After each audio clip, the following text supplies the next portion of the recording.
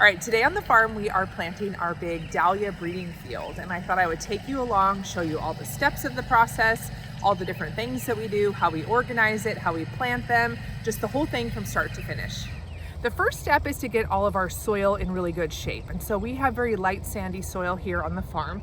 So we add a lot of organic matter. So you can see Francisco went along back here, I'll show you, but with each of the beds, he put down a nice thick layer of compost and then is sprinkling a natural organic fertilizer that's really well balanced for our kind of soil. We get that from Walt's Organic Fertilizer. He's putting that down and then he's going to incorporate that into the soil with a rototiller. After all the compost and fertilizer has been tilled in, you can see this whole field is ready to start trenching. Now, one of the tricks that we use to get all of our rows really straight is that everything is measured ahead of time. And you can see we've got these little tiny irrigation flags poked into the soil. So our beds are 6 feet apart down the rows. And then the irrigation flag is on this end and on that end at the exact center of the row. So Francisco, when he's on the tractor, he can line up the middle of the bucket with that flag so that he can get a nice straight line. And then Jacob, who's going to be using the rototiller with a trencher attachment, he can also do that. The next step in the process is to dig all the trenches. So in the past, when we were on a smaller scale, we did this with shovels. We dug individual holes. You can also dig a trench with a shovel. Either way works, but on this scale, we like to use equipment because it's just so much bigger and so much easier. So we have a BCS rototiller that's like a walk-behind rototiller, and on the back we have a special attachment called a ridger, and it's essentially these two metal little shoes that slide through the soil and push it up, creating a trench. And the trench is about 6 to 8 inches deep, and it's like perfect for planting dahlias.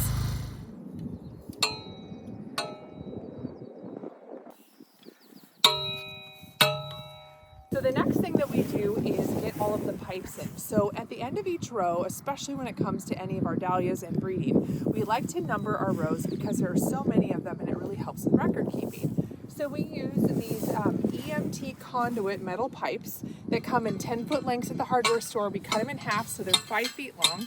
And then down the center of each bed, Francisco sticks it in and then pounds them down about a foot. So we have 4 feet coming out of the ground.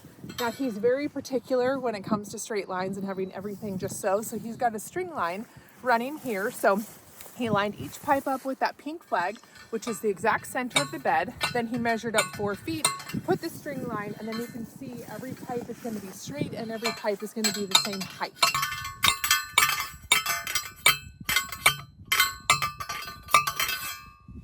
So once the pipes are in, we then attach the metal labels. So we have these little metal labels made by a local sign company, and I think they cost us between 10 and 13 bucks. It felt like a kind of an excessive splurge at the time, but we've used them for the last 4 seasons. They've been a total game changer. So we have drilled 2 holes in the top and 2 holes in the bottom, and what that does is it allows us to put a zip tie through the top and the bottom and actually zip tie them onto the pipes, which is a really easy way to attach them. And then also at the end of the season, we can just cut it off and remove them.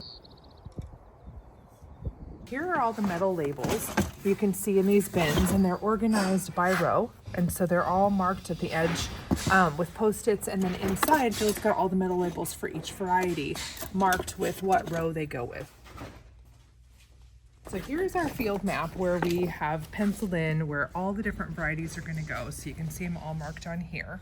And Nikki has taken the field map and matched it up with all of the bins of tubers. So inside of each one of these bins are tubers that are definitely ready to go. They're starting to sprout. And then she's marked which row and which side each stack go on. So when we get out to the field, it's really easy to match up the numbered rows with the bins and the map.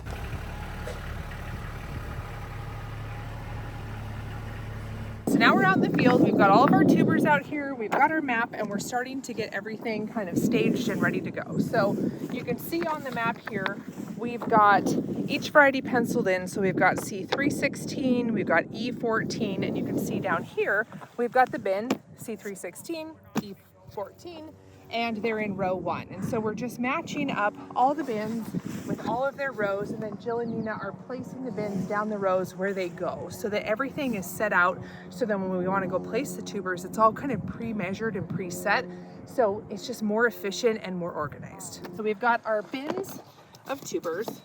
And inside the bin on the top, we've got our field stakes. So these are white plastic, I think they're molded field stakes. The brand is McCord. They work really well. And then we just use a thick Sharpie to write the variety name. These are all a letter number combo because they're breeding, but typically it would be like Cornell or Crichton Honey. We take the label and we poke it in where a new variety starts, and then we take the tubers out and we place them in the trench. We typically lay the tubers sideways in the trench just because it's easier.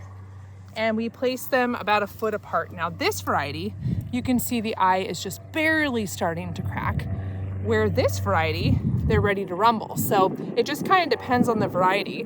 And it's totally okay if they're starting to sprout. And let me show you this. This is a big question I get a lot. What happens if the sprout breaks off? So say this sprout accidentally snapped off, don't worry, it's just gonna sprout again from the base. So if you accidentally break these off, or say you have one that has a really monster sprout, like look at this guy. All right, let's get him out. Like, this is kind of ridiculous, right? You can see that. So I would just break that sprout right off and it'll just grow back. So we're just taking the tuber, laying them down the row about a foot apart. And then our rows across from each other are spaced about a foot apart. So we can fit quite a few tubers in a single bed. Okay, so we've got about half the field planted so far. And you can see in these trenches, there are tubers spaced about every foot. And again, the white label marks the beginning of a new variety. And then Chris has gone along and added another EMT conduit pipe. This will hold the labels, the metal labels, when we're done so that they're at eye level. We'll show you that. But you can see we're just laying them out. Now we don't cover the tubers until kind of towards the end of the day, because in case we have any mistakes or in case we need to go back and change in anything, if they're already buried, you can't do that. So we kind of leave the trenches open so we can see our work. And then Jill's checking the map, placing bins of tubers, and Nina and I are dropping them in down the rows. All right, now we've got Eric is out here to save the day, and he's helping cover everything over. So you can see the soil here is so loose and light that we're able to just rake it over the tubers. So he's pulling the soil from one side of the bed over onto the tubers and burying them, and then he'll hop over to the other side of the row and pull it the other way. So then a finished row that's all covered looks like this. So it's just slightly mounded. You can see the labels and pipes where each new variety begins. But that's kind of it on this step. So the last step is labeling. So you can see that we've gone through and we covered over all the tubers. So Eric and Jill are on the last couple of rows. They're raking those over. And the last step is to do the labeling. So we like to be on the safe side and do double labeling. So down at the base where we put the tubers, we have our plastic field stake with the name of it. And our names are kind of weird because they're breeding varieties. So we have that where a variety begins. And then we have these pipes that Chris pounded in. They're the EMT conduit piping. It's used for electrical stuff.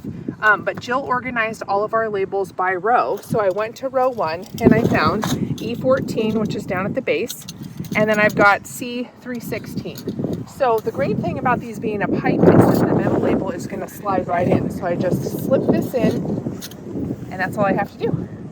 And what I love about having the labels up high, in the old days they were always at the base, but you're like crawling around in the bushes trying to find them to figure out what a variety is. But here, typically dahlias bloom about this high to about here. So you can find the label, you can see it, it's kind of at eye level, and then you can see all your beautiful flowers beyond. So the labels come from Pawpaw Everlast. We love that company. We order about 1,000 of them a year. These are the rose labels.